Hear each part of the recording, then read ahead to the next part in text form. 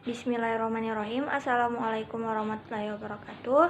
Perkenalkan, nama saya Dinum Ranggraini dengan NIM 200301500029 dari kelas PJKRA. Nah, di sini saya akan menjelaskan tentang peranan dan kedudukan olahraga dalam pengembangan nilai sosial. Olahraga merupakan salah satu media yang positif untuk mengembangkan nilai-nilai hidup dan kehidupan. Salah satu di antaranya mengembangkan nilai-nilai sosial. Sebab dalam olahraga syarat dengan sejumlah aktivitas yang mencerminkan kehidupan yang sebenarnya, termasuk kehidupan dalam kaitannya dengan nilai-nilai sosial.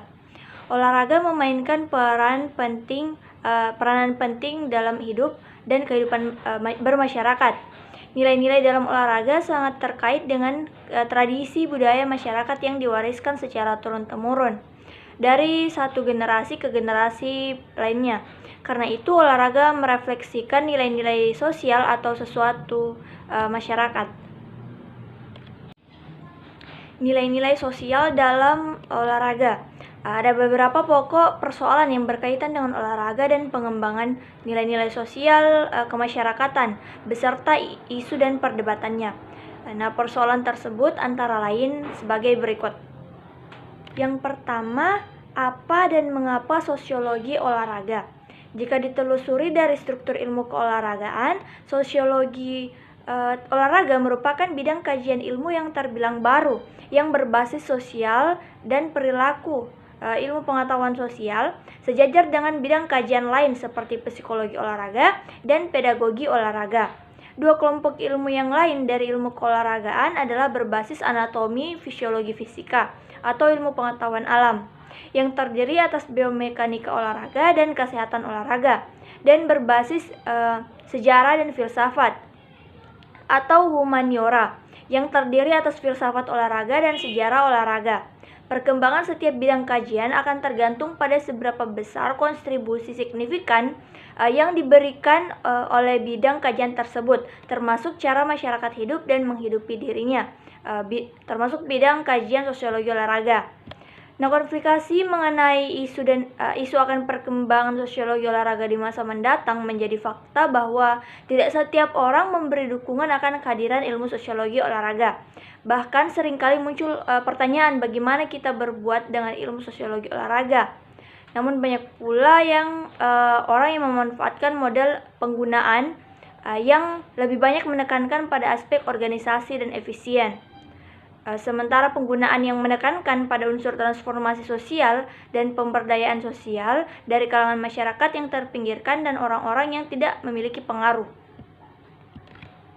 Kemudian sebenarnya yang menjadi tujuan utama dari pokok bahasan mengenai apa dan mengapa dalam kajian ilmu sosiologi olahraga adalah berangkat dari definisi olahraga. Olahraga telah didefinisikan sebagai aktivitas yang melibatkan unsur-unsur yaitu keterampilan fisik, kompetensi institusional, kombinasi antara motivasi intrinsik dan ekstrinsik pada setiap pelaku olahraga. Nah, hal lain yang perlu diingatkan bahwa olahraga hanya menjadi sebuah alat yang memungkinkan kita untuk memberikan perhatian pada masalah organisasi sosial, dinamika sosial, dan konsekuensi dari visibilitas yang tinggi mengenai popularitas olahraga di negara-negara di seluruh dunia. Yang kedua, apa dan bagaimana olahraga dalam perspektif teori sosial. Pembahasan tentang apa dan bagaimana olahraga dalam perspektif teori sosial dimaksudkan untuk mengkaji secara lebih mendalam mengenai berbagai fenomena sosial yang muncul dalam dunia olahraga, sehingga diketahui dan dipahami hubungan antara olahraga dan masyarakat.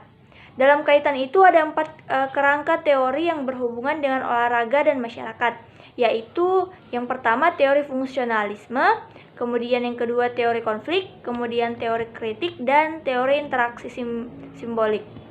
Setiap kerangka teori tersebut dapat membantu dalam memahami olahraga sebagai sebuah fenomena sosial, dan keempat teori itu ini satu sama lain bisa saling berhubungan.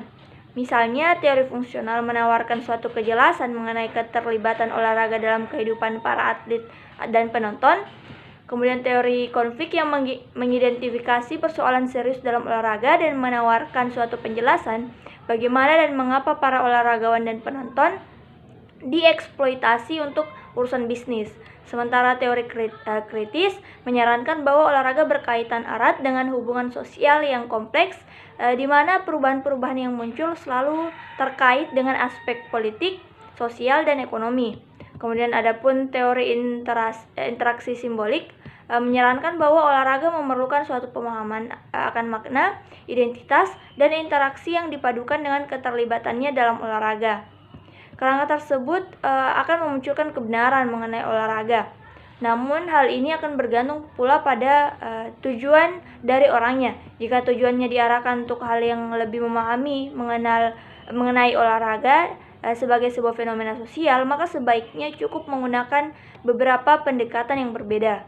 Sementara itu, jika tujuannya adalah olahraga sebagai dasar keterlibatannya dalam olahraga dan kehidupan sosial, maka sebaiknya menggunakan sebuah kerangka teori saja. Sebab penggunaan sebuah kerangka teori secara soliter akan memiliki implikasi yang berbeda dalam hal tindakan dan perubahannya dibandingkan dengan penggunaan kerangka teori secara bersamaan dan simultan. Kemudian yang ketiga, olahraga dan perubahan paradigma hidup manusia. Dalam rentan sejarah manusia sampai saat ini, aktivitas olahraga dan bermain selalu berhubungan secara integral dengan aspek sosial, politik, dan ekonomi. Di negara Yunani misalnya, pemain dan konteks olahraga didasarkan pada kepercayaan, mitologi, dan agama. Mereka memfokuskan pada minat para remaja pria dari kalangan masyarakat terpandang. Sementara itu, produknya berimplikasi terhadap dunia politik di luar peristiwa tersebut. Lain halnya selama awal revolusi industri, ruang akan bermain yang secara umum telah membatasi keterlibatan aktivitas olahraga yang hanya dapat dilakukan oleh orang-orang kaya, mulai bergeser ke olahraga prestasi. Pola semacam ini mulai berubah di Amerika Serikat selama pertengahan abad 19 dan dalam perkembangan lebih jauh mulai diorganisasikannya dalam bentuk cabang-cabang olahraga yang mengarah pada olahraga prestasi. Uraian singkat tersebut menegaskan bahwa aktivitas olahraga telah memberi pengaruh pada kehidupan manusia, baik kehidupan agama, mengisi waktu luang atau rekreasi, patriotisme, dan prestasi. Bahkan dalam perkembangannya sampai sekarang di negara-negara maju khususnya Amerika, olahraga telah menjadi sebuah kegiatan kombinasi antara bisnis, hiburan, pendidikan, latihan moral, transport teknologi, keperkasaan, dan deklarasi politik. Namun demikian, olahraga juga menjadi konteks di mana orang mencari tantangan dan mencari variasi hidup. Segala sesuatu telah menjadikan olahraga sebagai bagian penting dalam fenomena sosial di masa lalu, masa kini, dan masa yang akan datang. Yang keempat, desain program olahraga untuk anak-anak. Menurut beberapa literatur, keikutsertaan anak-anak dalam program olahraga menjadi model dalam membentuk karakter anak ke arah yang lebih baik. Namun, konsekuensi lain dari keikutsertaan tersebut seringkali memunculkan sikap-sikap yang positif dan negatif pada anak. Hal ini disebabkan setiap lingkungan yang digunakan oleh anak untuk berolahraga berbeda sehingga pengalaman yang didapatinya pun berbeda pula. Sebenarnya mendesain program olahraga untuk anak-anak merupakan salah satu bentuk pelajaran, khususnya bagi mereka yang taraf ekonominya kurang menguntungkan. Di negara-negara industri, program ini memberikan peluang untuk mengembangkan keterampilan fisik, kepercayaan diri, dan status di antara teman sebayanya. Dan oleh karena wahana bermain terbilang langka, maka program ini dapat membantu anak-anak dalam mencari teman dan bekerja sama dalam aktivitas kelompok. Desain program yang disusun yang penting adalah bahwa mengorganisasi program olahraga bagi anak-anak yang membuka hasrat untuk mau berupaya. Dengan demikian, saat mereka dewasa dapat melanjutkan minatnya menjadi atlet yang unggul yang dapat mengharumkan nama bangsa dan negaranya didasarkan pada tujuan yang berbeda. Misalnya, banyak orang tua yang berharap dan memberikan tekanan kepada anak-anaknya agar berprestasi tinggi.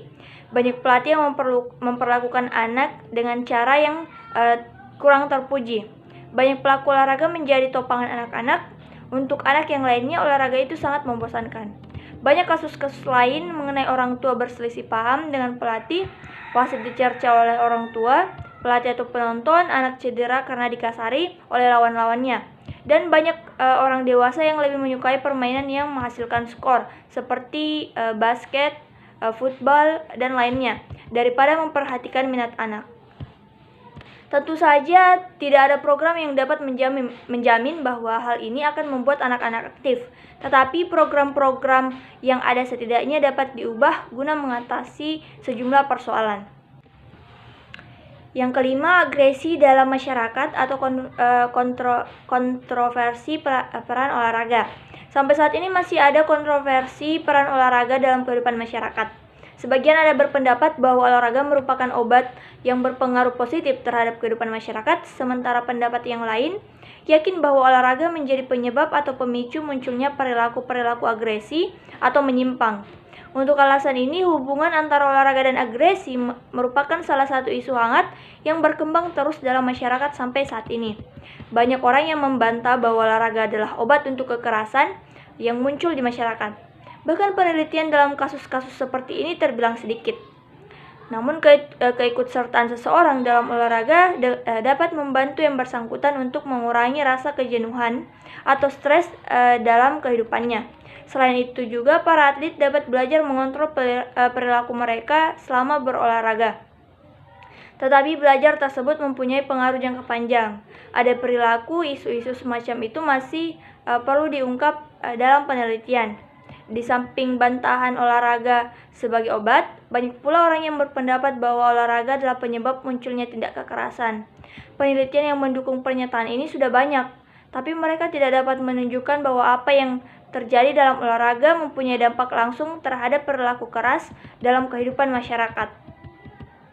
Pengalaman berolahraga kadang-kadang menciptakan rasa frustasi baik bagi pemain maupun penonton, khususnya untuk cabang olahraga kontak badan seperti tinju, basket, sepak bola, dan sebagainya. Biasanya olahraga tersebut belajar menggunakan kekerasan dan intimidasi sebagai strategi, tetapi hal ini tidak diketahui apabila strategi tersebut dibawa keluar dari konteks olahraga.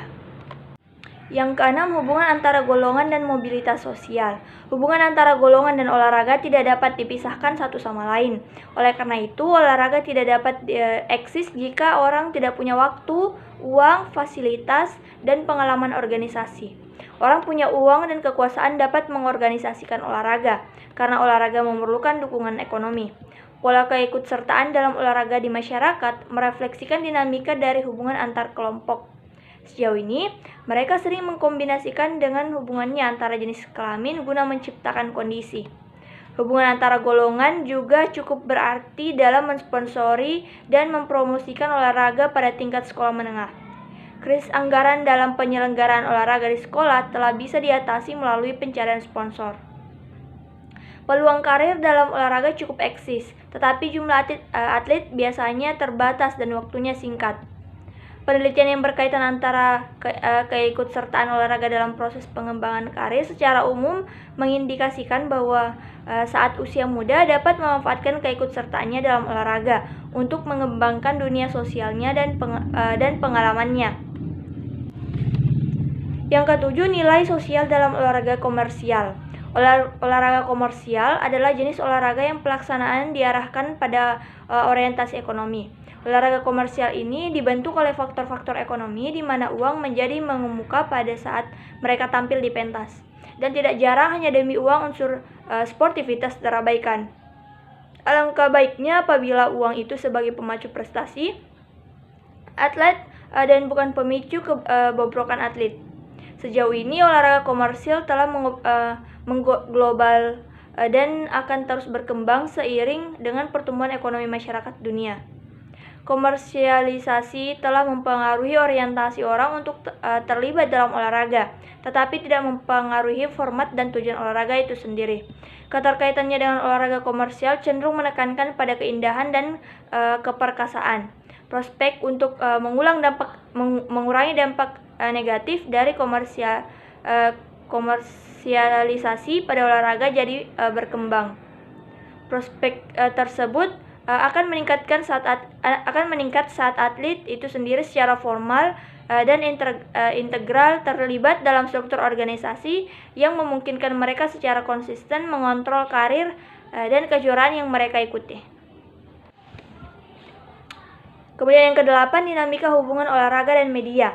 Media merupakan produk budaya dan wujud dari konstruksi sosial.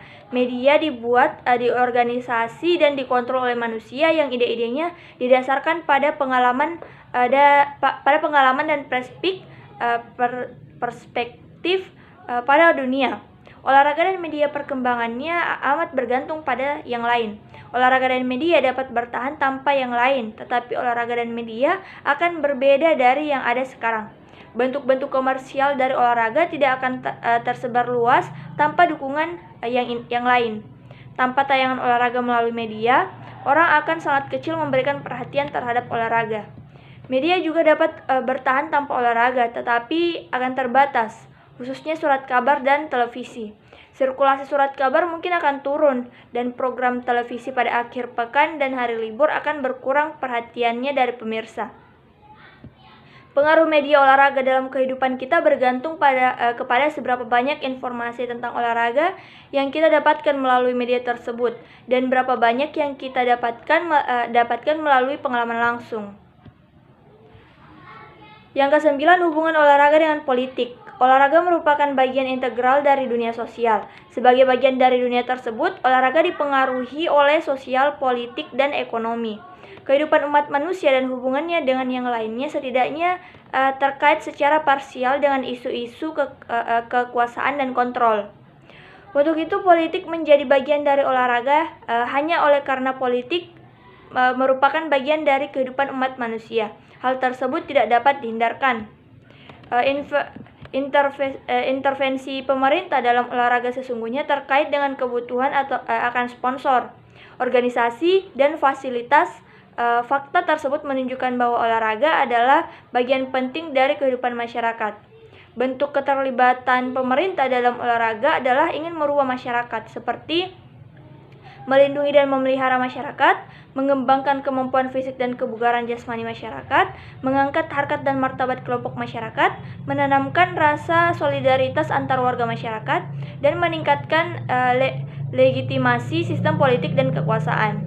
Keterlibatan pemerintah yang terjadi di sebuah negara akan terkait langsung dengan penyediaan fasilitas dan pemanfaatannya. Biasanya aturan dan kebijakannya dibentuk oleh pemerintah. Yang ke-10, kedudukan olahraga di pondok pesantren. Sejauh ini penelitian yang mengkaji tentang hubungan antara olahraga dengan kehidupan dunia pesantren masih sangat kurang. Karena itu, sulit untuk menyimpulkan mengenai seberapa besar amino masyarakat pesantren terhadap kegiatan program olahraga di pondok pesantren. Sampai saat ini tidak ada bukti yang konsisten bahwa olahraga di pondok pesantren berdampak negatif bagi para santri dan santriwatinya. Kemudian program olahraga antar pondok pesantren biasanya melahirkan semangat berkompetensi dan persaudaraan. Program olahraga di pesantren dapat dimanfaatkan untuk menjembatani kesenjangan antara pondok pesantren dan masyarakat. Oke, kemudian kontroversi gender dalam olahraga. Kontroversi tentang gender atau jenis kelamin sering muncul dalam olahraga selama bertahun-tahun atau bahkan berabad-abad. Kaum wanita telah dibedakan secara sistematis dari keikutsertaannya dalam olahraga. Bukti ini nampak nyata dari jumlah partisipasi wanita dalam kegiatan olahraga yang relatif sedikit dibandingkan laki-laki.